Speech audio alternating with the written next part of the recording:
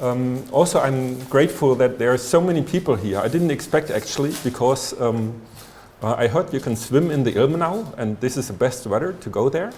So I'm grateful that you all made it here. So I'm going to talk about Society 5.0 in China. And you may ask yourself why the term Society 5.0. China refers to the German concept of Industry 4.0 and claims to currently create the next generation. Additionally, Luhmann's concept of Media Epoch 4.0, meaning digitalization, seems to be of a new quality, where technology is not a means to enhance human communication anymore, but is used as data input for a communication and narrative among the machines, among artificial intelligence, with decisions regarding human beings. According to Galloway, digitalization has replaced the centralized, autocratic, disciplinary societies with decentralized, controlled societies, controlled by protocols, or, according to Brat, by platforms and the stack. China, however, does not fit these categories anymore, since it combines the advantages of an autocratic, centralized, disciplinary power with the advantages of a decentralized digital society controlled by protocols using tools such as surveillance, real-time censorship, ideological brainwash, and the gamification of life with its social credit system. In many respects, this resembles neoliberal developments. Not only does China want to advance to the next level in industry and communication, it wants its whole society to do so by developing a digital system for society management.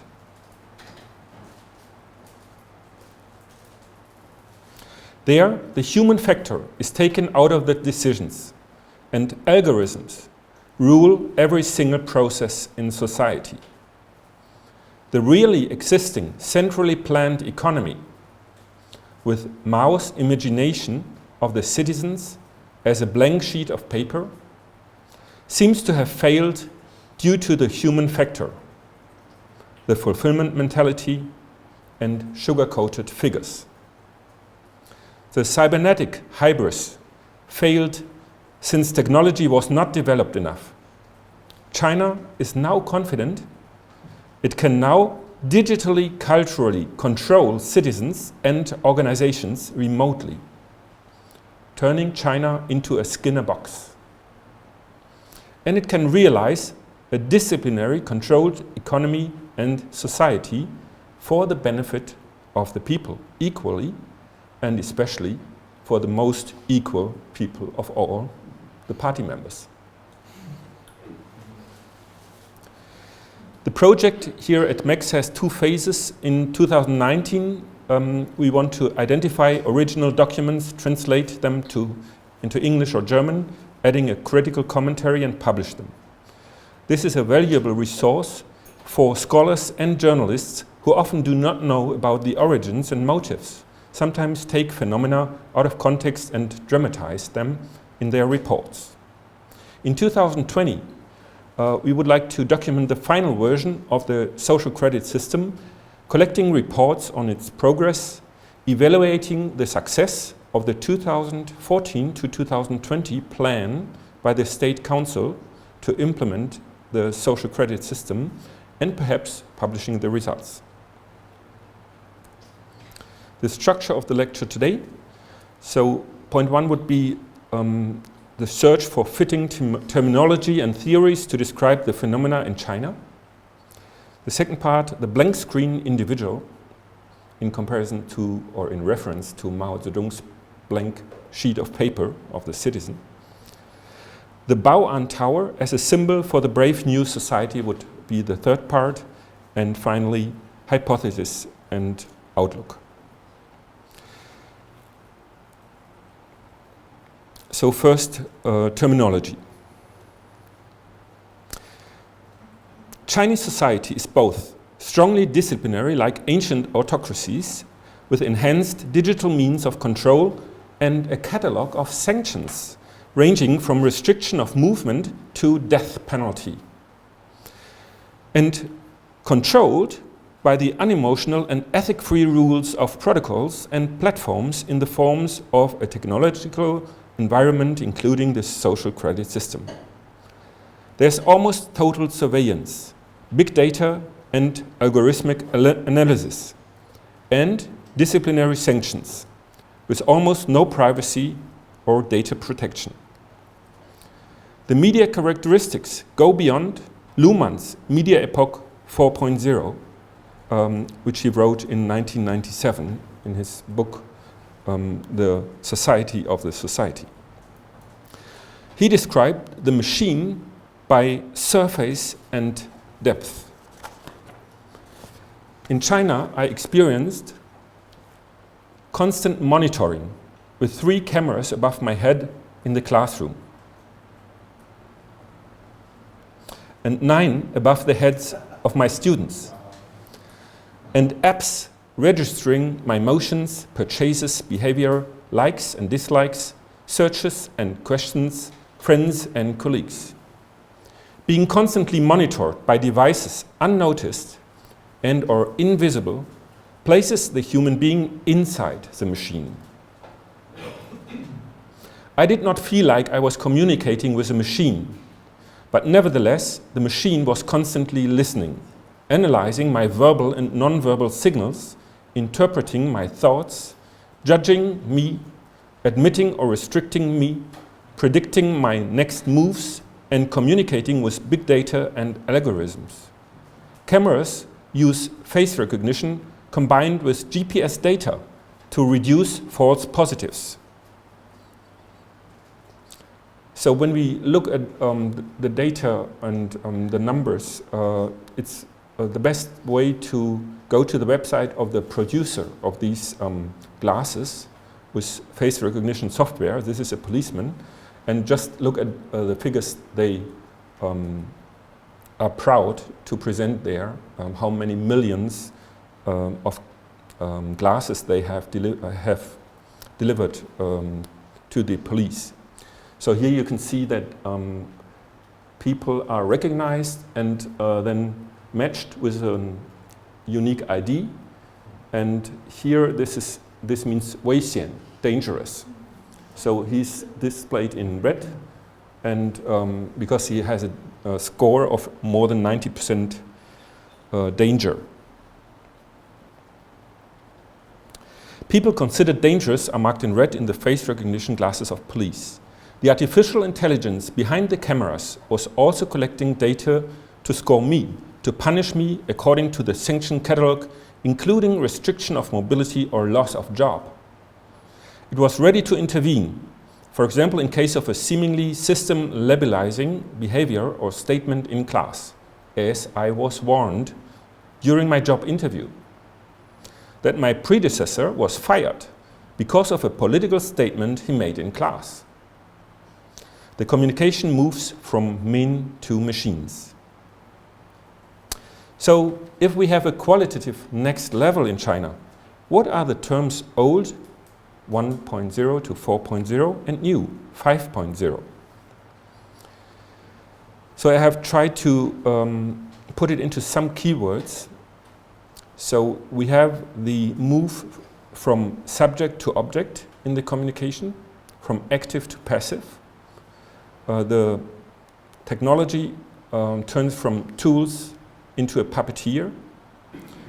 The free internet becomes a surveillance tool.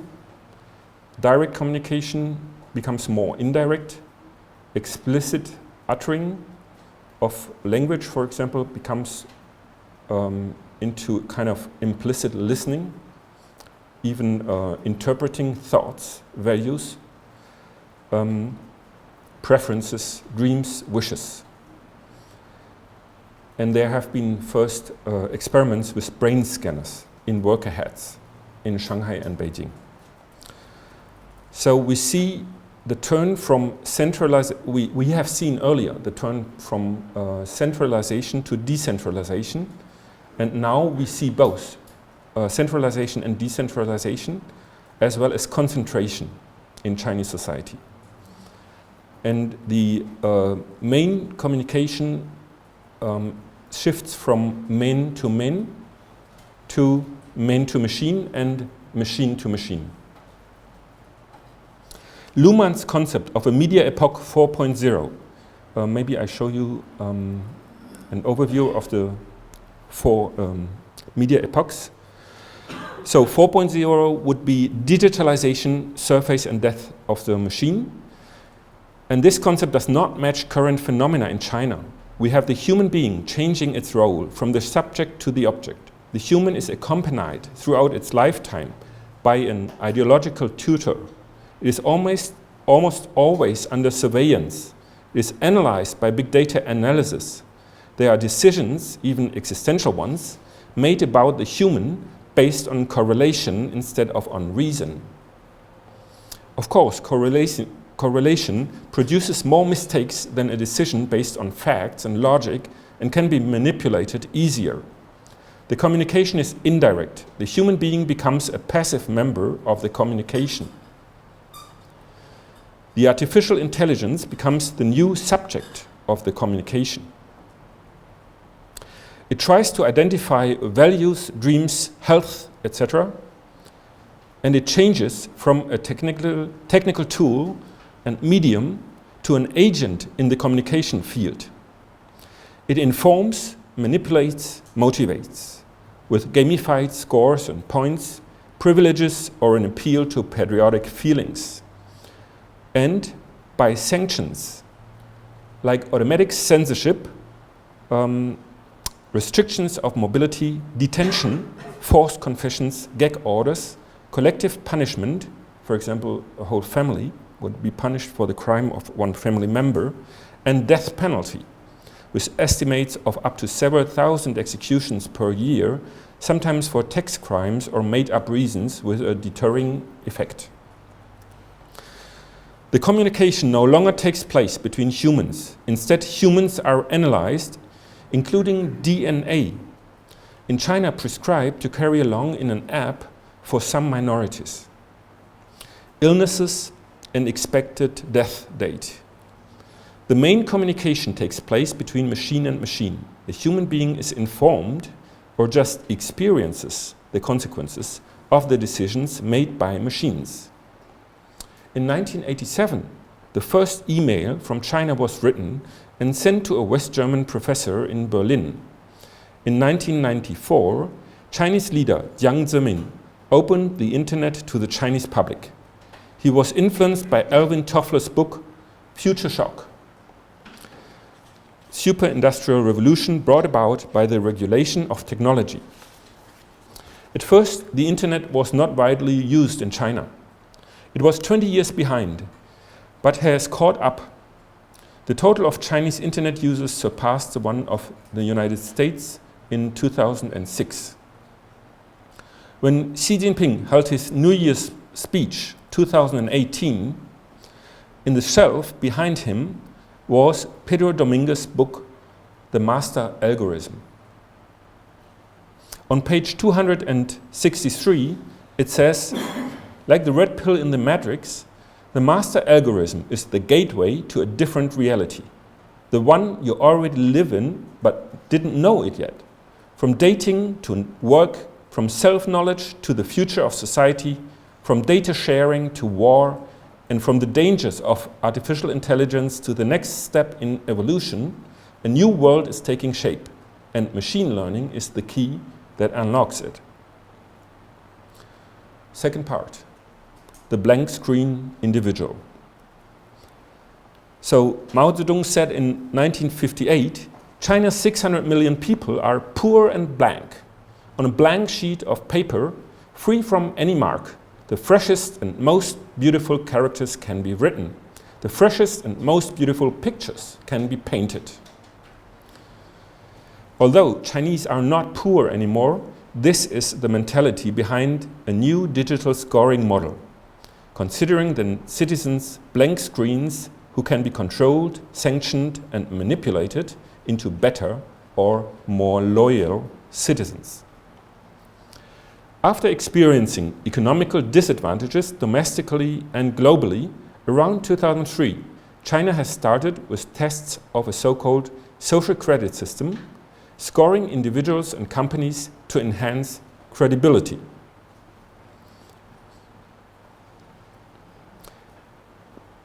So due to piracy and corruption, which was well known in China and also abroad for Chinese companies, I found the first State Council document introducing and reasoning the social credit system in 2007.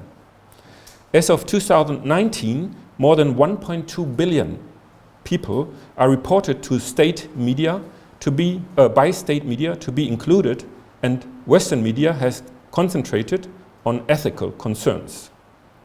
In 2014, the State Council declared that by 2020, so next year, all 1.41 billion individuals and all companies are planned to be included in the social credit system.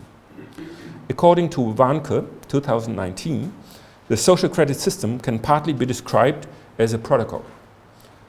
Galloway, 2004.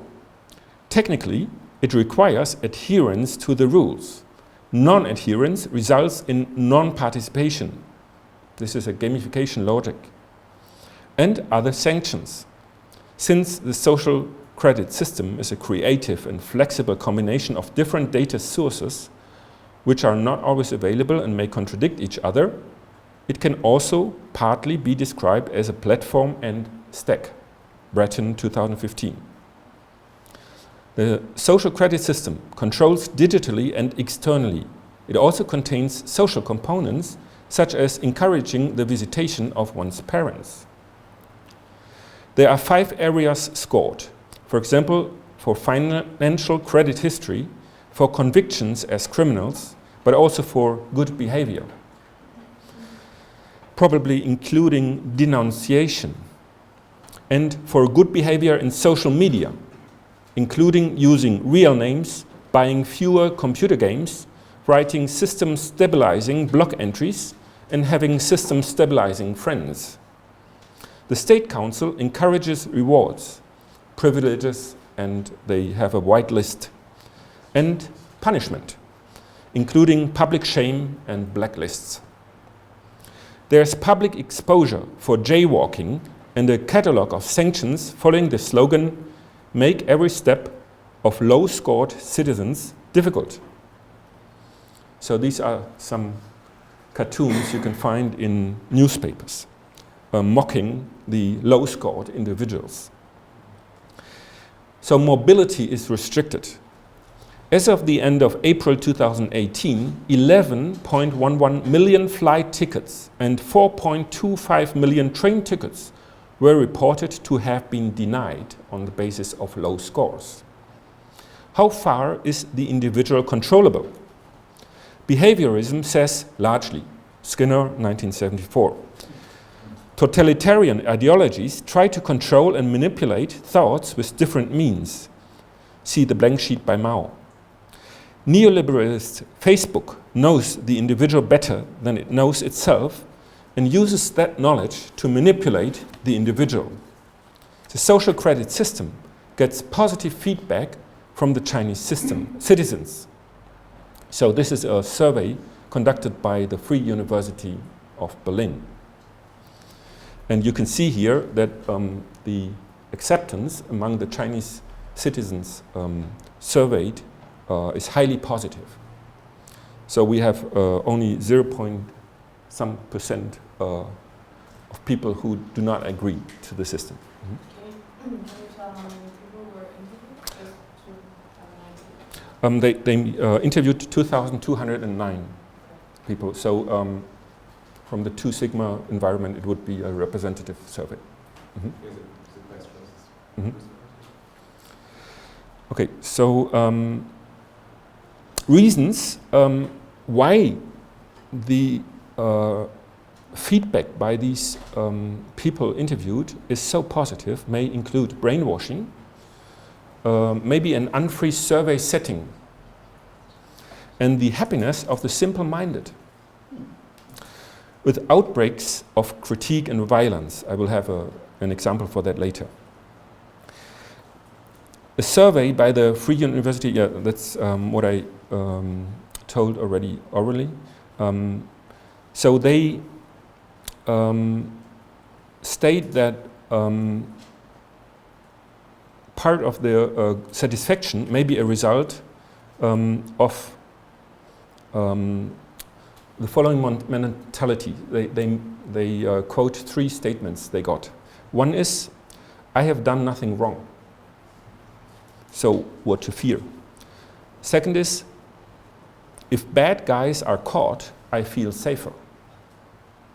Third, it will improve our society. The Chinese individual is educated and guided from preschool until after retirement with 10% of school classes, university courses, and training on the job being devoted to ideological indoctrination, starting from any leadership position in the training on the jobs. And this is reinforced by personal tutors, psychological pressure, and group dynamics. To go to university, one has to serve in the military first.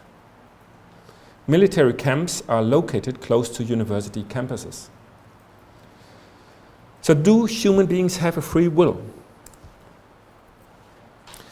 Roth, 2003, documents brain scientists and neurologists who find so many simultaneous processes in the brain that they call the free decision an illusion. While Plato does not discuss the free will, Aristotle differentiates between freedom of the mind and freedom of action. Many philosophers discuss the question whether a free will is compatible or incompatible with a divine or naturally predetermined cosmos. Locke denied free will. All was determined by preferences and dislikes. Human freedom is not in opposition to necessity and causality, and it realizes this in and with its conditionality. Underheiden, 2007. In China, we do not see the juvenile rebellion against parents, but we see subtle forms of criticism, like on t-shirts or paintings, and single outbreaks of violence, which are immediately sanctioned by the regime, like a young woman shouting and vandalizing a propaganda poster of Xi Jinping in 2018. She disappeared after publishing the video documentation online. According to the official interpretation of the Chinese government, the party represents and interprets the will of the people. They even produce books and articles stating that the democracy guaranteed in the Chinese constitution is actually existing in China. And they are interpreting the one party as representing all parties and the two sham parliaments as a two-chamber system or deliberative democracy, without the disadvantages of weak Western democracies, like compromises through coalition, cohabitation, or mediation committees, Vermittlungsausschuss, or government shutdown in America, etc.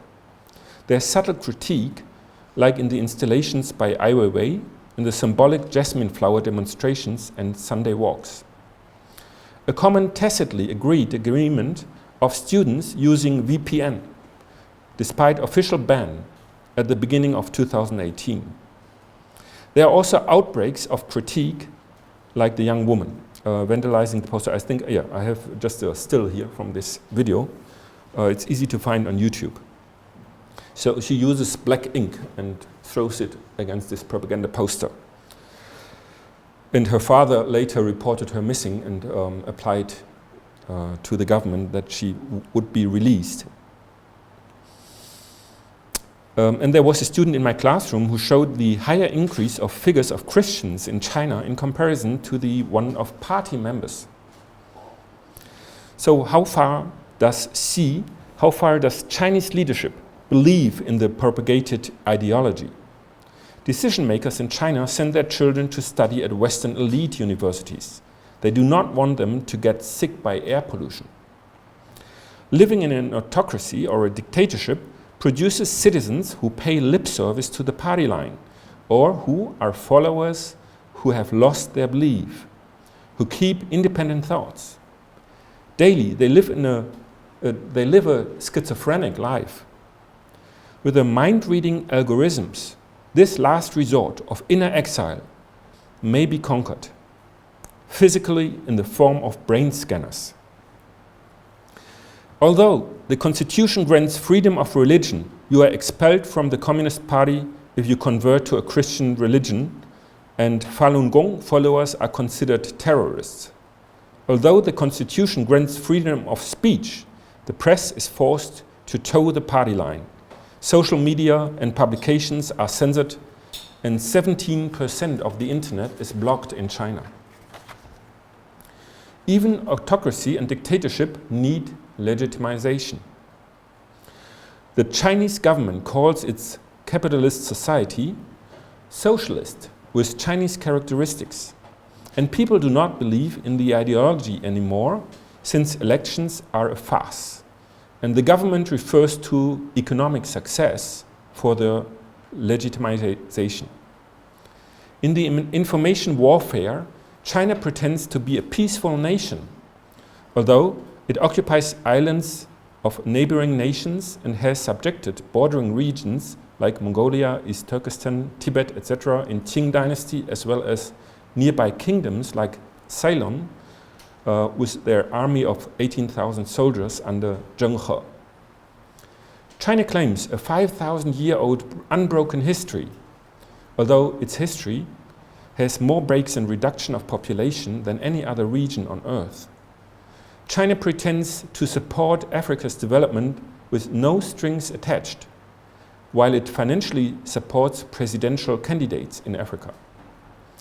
She uses revisionist wording for contracts after lost wars, called unequal contracts, rewrites and taboos history, but does not come to terms with it.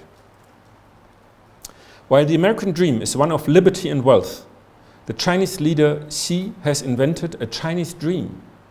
However, his vision of the future seems to differ from the American dream. Old strategists of a centrally planned economy dream of a digital realization of socialism. So the Chinese dream might turn out as to be caught by these brain scanners and turn into a Chinese nightmare. So this is a brain scanner actually obligatory to wear by the conductors, the drivers of high-speed trains between Beijing and Shanghai. And at least they can discover if somebody falls asleep. Third part, the Bowon Tower as an example of the Brave New Society 5.0. When Chancellor Merkel was invited to visit Shenzhen in May 2018, she was guided to the so-called Bowon Tower close to the futuristic airport. The Bowon Tower offers a German restaurant on the 4th floor in honor of the German Industry 4.0. Surprisingly, the 5th floor has a Chinese restaurant. China propagated the initiative Made in China 2025. Joseph Nye, 1990, has developed the concept of smart power, combining hard and soft power. However, China has been labeled a sharp power and is not successful in soft power abroad. While Galloway, 2004, sees the evolution of the autocratic, hierarchic, centralized disciplinary society to the digital, decentralized, connected society controlled by protocols, China combines both. A disciplinary and a controlled society. The Chinese government and its institutions suffered a trauma in 1989, when peaceful students demonstrated for democracy and against corruption and were smashed down by tanks and bullets. The Chinese system learned from this event and continues to learn ever since from the officially reported 220 to 550 small violent uprisings daily. Moreover, it tries to abstract the lessons learned into rules programmed into algorithms which can learn by themselves. So I have a catalogue of measures taken after the June 4, 1989 massacre, which happens to be actually right now 30 years ago, so there's an anniversary. I look at the time. Do I have, maybe I have enough time to introduce all of these keywords here. So what they did was disinformation directly after the massacre. The television played folk songs and showed landscapes. The newspapers showed pictures of foreign tourists and blamed them for the protests. The evidence is in the photo cameras the tourists had. So if you have a camera, you are a spy. In the following days, a video of protesters lynching soldiers in a tank was published. However, the timestamp on the video shows that this took place in the next morning after the massacre. The narrative established by the government was similar to what the People's Liberation Army was told when it was commanded to fire on the people, that a counter-revolution was taking place, which wanted to overthrow the government, although the government was actually involved with talks with the representatives of the protesters. During the next year, a purge took place. Many people were forced to confess to have been part of a counter-revolution to overthrow the government, and they were sentenced to jail. Brainwashing. The next year of students was sent to military training and turned into reserve soldiers. The next time anybody asked them to gather for a demonstration, a fellow student only needed to shout, "Stand still, turn left, back to the dormitory," and the demonstration would be over. The students would return to their dormitories. In the whole country, military barracks were constructed close to the university campuses, so that each morning at 10:30 a.m. in Chinese universities, you can hear the battle cry of the soldiers. Each student got a tutor, frequently educating the student ideologically. Ideological indoctrination started as early as daycare, went on in kindergarten, preschool, elementary school, junior and senior high school, university studies, and so on. So now Chinese citizens are obliged to spend 10% of their time in ideological training. So just one thing to make it, to illustrate it a little bit. When I was studying at Beijing University, there were students telling me that every Thursday they had to undergo this ideological training, and one reported, who knew German, he reported to me that he had to open letters from German students to translate what they had written. And so the next point is surveillance. When I was in Beijing University 1 year after the massacre, so you have to know that the movement started in Beijing University, I was calling my girlfriend back in Germany, and during the whole time of the telephone conversation, I could hear the simultaneous interpretation of my chat with my girlfriend in Chinese in the telephone. So with more than 200 million cameras installed and another 600 million being installed by 2020, every 2 Chinese share a surveillance camera. These cameras accompany the citizen the whole day, from the apartment to work, on the streets and in public places, on the company floors, within the office, even within the classrooms of universities. From 2015 to 2018, I witnessed this. In each classroom, there were 3 cameras installed above each teacher in Beijing Normal University, as well as 9 cameras above the heads of the students. Students are observed throughout their entire student career, in their mobility profiles, physical movements, interactions with each other, their behavior in groups, and of course in their social media posts. Once a week, their performance is discussed with the tutor and in ideological classes. With such a massive data collection, artificial intelligence is able to build an avatar of each student in a virtual copy of reality. You are even able to ask this avatar questions the real student was never asked. Even group behavior can be simulated, and the imminent future can be anticipated. For example, how would a certain student react if a fellow student entered the classroom and asked him to join a demonstration? The relation between the individual and the society is fueled by fear and the longing for happiness. Analysis. The massive surveillance data is compared with big data and correlations are found.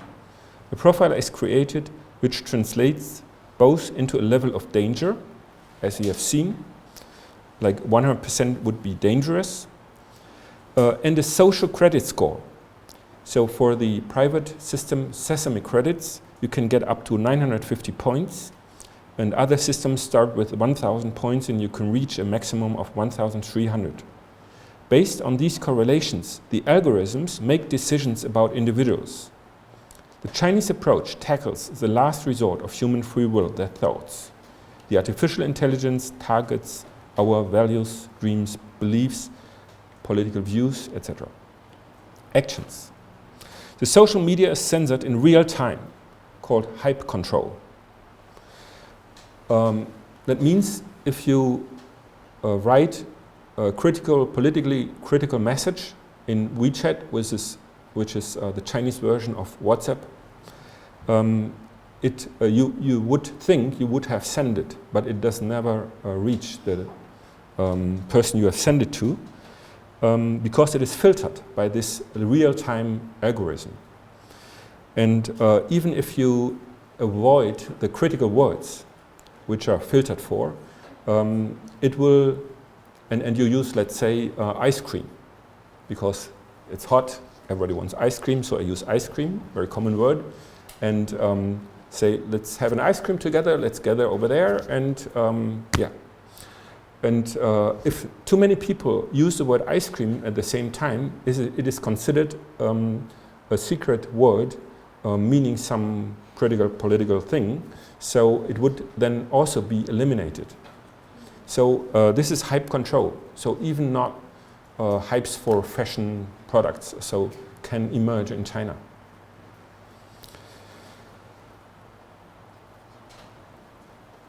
So the reason is they had experiences like people asked for Sunday walks, which meant demonstrations. And so people would come and gather together in public parks and do their Sunday walk. And suddenly the parks were full. Everybody was walking there.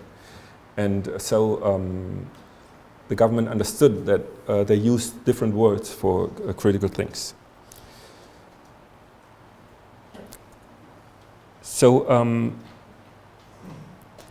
let's go back one slide. The digital system for society management. So China does not only develop a system to control and to manipulate the individual with the scoring system and the companies, but also a digital system for society management, DSSM, to be realized largely by 2024. In this society-wide system, algorithms take over decisions. And this stands for the Chinese tradition of meritocratic and legalist ideas. The human factor is replaced by learning algorithms, from the rule of men to rule of law. The party, however, is always first. The Chinese government's understanding is that the planned economy failed because of the human factor, mentality of fulfillment, sugar-coated figures. China's society is the third digital attempt to realize socialism with digitalization. After cybernetic experiments to control a country digitally. For socialism, it would be CyberSyn in Chile, 1970 to 1973, and tron in Japan. Of course, not for socialism. And these systems failed. While the transaction costs for this society are high, they spend 7%, approximately 7% of the annual budget on inner security. It is still economically more successful than neoliberal societies. The main resource for the future information economy is data. How far will neoliberalism use totalitarian data and technologies and therefore support the system? How far will Western societies adapt the Chinese model? The society management has the following characteristics: almost total surveillance for rebuilding reality as a simulation in the computer, with cameras in classrooms, offices, streets, and mobility profiles, real-time censored social media, face recognition, brain scanners, and so on. The goal of the DSSM is the automatization of society, including all of its processes and decisions. And almost total surveillance allows the simulation of the imminent future, which helps to prevent both crimes, algorithms find correlations in patterns of terrorists, for example, as well as democratic critique. A gathering of protesters can be handled and cancelled in real time. So will Western societies follow the Chinese model? Although privacy and data security are prominent among Western values, there is an incentive to follow the Chinese way. It has proven economically more successful. In China, there is almost total monitoring. Data collection does not know ethical limits of privacy and data protection. There is no consent necessary to collect or to analyze data. Chinese embassies and consulates supervise the West. They supervise Chinese citizens in Germany, foreigners who deal with China, and use of sanctions banning individuals from entering China. At major China-related events, we often find 1 or 2 spies from the Chinese news agency Xinhua interrogating participants. Data is a crucial resource for the coming media epoch 5.0. Western companies also collect data and analyze it under the flag of optimizing customer experience. So neoliberal and authoritarian systems use similar techniques, but neoliberal systems collect much less data. Many companies are active in both China and the West. There are Chinese mergers and acquisitions, global player companies, so they are already part of the game. Apple, Microsoft, and partly Google accepted political restrictions in favor of profit in China. To be able to keep up with their Chinese counterparts, even Western companies are starting to collect data in China and buy data where they cannot collect it themselves. So we already see a quasi-erosion of ethics. Now to the sticks and carrots, or carrots and sticks. Sticks meaning hard power. Economic superiority is used to discriminate against Western companies in China. Biased legislation for joint ventures, biased court decisions, industrial espionage. Rare earths are used for blackmailing. The government subsidizes industry sectors and the acquisition of Western companies. There are numerous strategic takeovers, especially of hidden champions, initiated and controlled by undercover party members. With roughly 7% of the public budget spent on inner security, the services and companies build technology for a surveillance state. In the West, already now, the BND, Federal Intelligence Service, admitted to collecting domestic data at DNIX. PayPal admitted to storing fingerprints, motion profiles, and which other apps are on a mobile phone. The National Security Agency follows more the rule of what is technically feasible than what is legal, if we believe Snowden's report on FISA courts.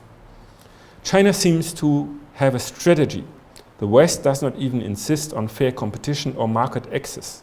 The West now is even divided and is not even able to decide on a resolution to condemn Chinese human rights violations, as we see in the European Parliament. Carrots, soft power, Chinese propaganda.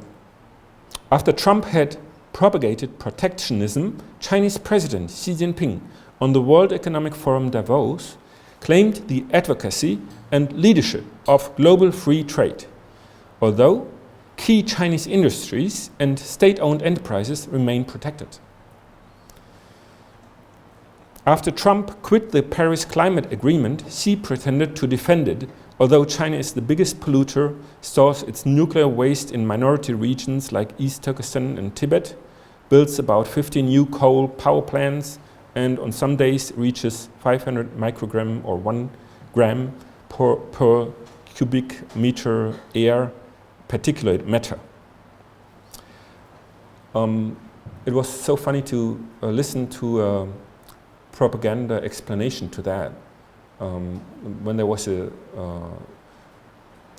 candidate for a professorship position in America from the People's Republic of China, and she showed these polluted areas, and then she gave the solution to that, the reason for that, it was Chinese New Year. And they used firecrackers, so there was high pollution. China's narrative of economic success and efficiency ignores the authoritarian aspects and convinces Western entrepreneurs and citizens to follow her methods. The Chinese government has set up a broad program to influence Western politicians, decision makers and scientists, and to invite Westerners to travel to China. The Chinese government now also issues cartoon propaganda videos on YouTube, which is blocked in China, in excellent English, to claim islands, to claim China is more democratic than democracies, etc. The Chinese government edits Western Wikipedia articles to rewrite history. They invest even German Wikipedia articles. You can find the traces there. They invest billions of US dollars in exporting language and culture with Confucius Institutes, language teachers, etc., to overcome the so-called victim role and to find a new self-esteem. Xi also propagated the idea that China knows best what is best for China. So I come to the hypothesis and a critical outlook. To control each process in reality, it is copied into a simulated reality. So that's where we have the simulation here. Predictive scenarios include avatars of individuals and group reactions. Chinese writers envision a future of endless technological progress. I'm sorry that I had not enough time to go deeper into science fiction literature from China, like Liu Cixin's novels, which are made into films now too. This is a very interesting part to think about how China imagines the future of the Earth.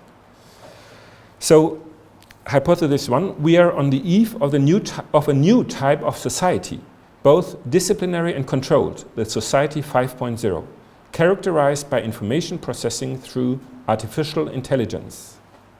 Second, the neoliberal West seems to follow the Chinese model partly.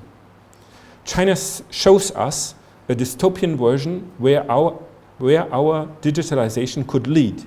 This questions our concept of democracy. Liberal rights, political and social participation become valued less in comparison to the hyper-value economic success. 3. The survey results of Chinese, the broad acceptance, and even British, they did a survey in Great Britain and asked if the social credit system would exist here in Britain. Would you give up your friendship, in order to get more points? And the overwhelming majority said yes. So this means for the prevailing mentality that there is an increase in reflection-reduced system acceptance. There's a loss of relevance with verifiable messages and a gain of relevance with felt or emotionally loaded so-called news. The age of populism may be followed by the age of mass loyalty, based on internalized surveillance and conformism based on sanctions. 4. Regarding the media-dependent political public, the importance of truth and facts, as well as of other traditional claims of validity, are fading in favor of correlations from big data analysis by algorithms in the brave new society 5.0. Thank you.